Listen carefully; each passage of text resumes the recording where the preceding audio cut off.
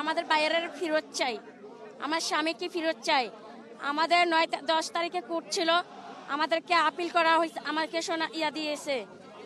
আমাদের বাইরেরা আজকে 10 বছর 16 বছর ধরে কারাগারে আছে। আমাদের বাইরেরা অসুস্থ হয়ে আছে। আমাদের একটাই দাবি, আমাদের জাল মুক্তি চাই। আজকে 16 বছর ধরে কারাগারে আছে। আমার বাবা মারা গেছে, মৃত্যুবরণ করছে কারাগারের ভিতরে। আমার মা বিলখানা 25-26-এর ঘটনার দিনকে আমার মা প্রথম গুলিতে মারা যায়। আমার মাকে আমরা লাশ পাই নাই। আমার মাকে কোথায় গুম করে হয়েছে? আমার মাকে লাশ ফিরিয়ে দোক। আমার মাকে লাশ চাই। এমনকি আমার 2 ভাই জেলখানা আছে, আমাদের জেল বাইরের মুক্তি চাই। আজকে 16 বছর ধরে কারাগারে, 10 বছর সাজা শেষ হয়ে গেছে, 2-3 বছর ধরে কারাগারে বুক করতেছে। আমাদের একটা দাবি, জাল মুক্তি চাই। সচিবালয়ের সামনে আছে আমাদের ন্যায্য বিচারের দাবিতে। আমরা ন্যায্য বিচার চাই এবং আমাদের বিডিআরের পূর্ণ চাকরি বহাল চাই। এই জন্য মুক্তি দিল না, মুক্তি যা পর্যন্ত না দিবে ততদিন সময় চাচ্ছে। সচিবালয়ে আসছি আমাদের 2009 সালের যে বিদ্রোহের তকমা লাগিয়ে আমাদেরকে বিডিআর থেকে চাকরিচ্যুত করা হয়েছে এবং আমাদের ভাইদেরকে জেলবন্দি রাখা হয়েছে এবং আমরা যারা এখনো জেলে বন্দী আছে, বিদ্রোহের নামে মামলা দিয়ে আমাদের জেল খাটিয়েছে।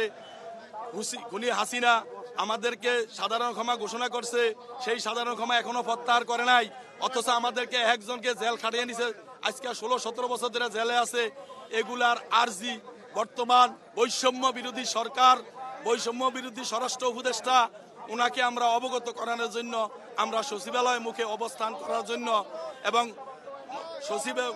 স্বরাষ্ট্র উপদেষ্টাকে এগুলো আমরা জানানোর জন্য আমরা রওনা দিয়েছি।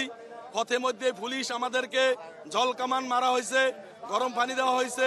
এখন আমরা পুলিশ ব্যারিকেড দিছে, যার কারণে আমরা সচিবালয় যাইতে পারি নাই। আমাদেরকে এখানে মাহিন সরকার আমাদেরকে অবস্থান করানোর জন্য বলছে, তাই আমরা সচিবালয় অভিমুখে যাওয়ার জন্য এই দাবি নিয়ে আমরা বসে আছি। আমাদের চাকরি ফেরত চাই এবং আমাদের হারানো চাকরি ফেরত চাই এবং জেলবন্দি যে নির্দোষ ভাইয়েরা আছে তাদের মুক্তি চাই। এই আশা আপনাদের মাধ্যমে আমরা জানাইতে চাই জাতিকে। না, আমাদের কাছে সরকারের পক্ষ থেকে কোনো বার্তা এখনো আসে নাই। আমাদের লাগাতার অবস্থান কর্মসূচি চলবে ইনশাল্লাহ। এখানে আমাদের ক্ষতিগ্রস্ত প্রায় 18,000 প্লাস। আমরা এখানে সংখ্যা বলতে পারবো না, তবে 8,000 লোক হবে প্রায় আমাদের। আমরা গতকাল থেকে শহীদ কেন্দ্রীয় অবস্থান করতেছি। আমাদের একটাই দাবি, আমরা যাতে ক্ষতিগ্রস্ত বিডিআর, আমাদের দাবি হচ্ছে আমরা যাতে চাকরিতে পুনর্বহাল পাই, আমাদের সচল সুবিধা পাই। যারা নিরপরাধ জেলখানায় আছে তাদেরকে মুক্তি চাই। আমরা অনেক ধৈর্য ধরেছি। আমরা প্রত্যেক জেলা এবং আমাদের স্বরাষ্ট্র মন্ত্রণালয়, আইন উপদেষ্টা, সচিবালয় আমাদের আর্জিগুলো আমরা পেশ করেছি, কিন্তু আজ পর্যন্ত আমরা কোনো সুষ্ঠু সমাধান পাই নাই। এই জন্য আমরা রাজপথে, আমরা কাপড়ের কাপড় পরে আজকে রাস্তায় শুয়ে আছি। আমরা হয়তো চাকরি ফিরে নেব, না হয় আমাদের লাশ যাবে। এই দাবি নিয়ে আমরা রাজপথে অবস্থান করতেছি। 18,500 জন, 519 জন। আমার বাবা জেলবন্দি আছেন।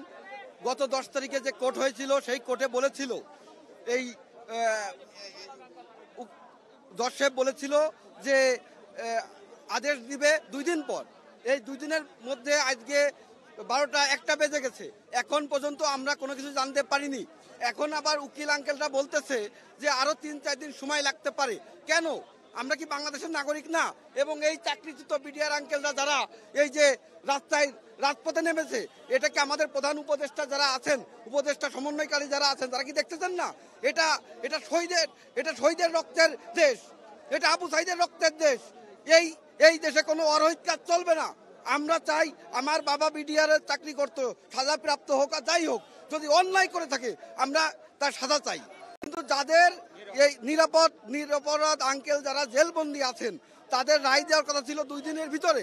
এখন পর্যন্ত আমরা কোনো আদেশ পাইনি, বরং কেসের ডেট দিয়ে দিছে মার্চ মাসের 13 তারিখে, কিন্তু আদেশ এখন আমরা পাইনি। প্লিজ ভাই, আপনারা এই ব্যাপারটা একটু উদ্ঘাটন করেন, এই ব্যাপারটা একটু আলোচনা করেন এবং আমাদের যে 6 দফা নিয়ে আমরা আসছি, এই আঙ্কেলরা যারা চাকরিচ্যুত হয়েছেন, যাদের চাকরি করার মতো বয়স আছে, তাদেরকে চাকরিতে বহাল করতে হবে এবং যারা চাকরিতে বয়স নেই তাদের যত প্রকার সুযোগ সুবিধা আছে সেই সুযোগ সুবিধা তাদেরকে দিতে হবে।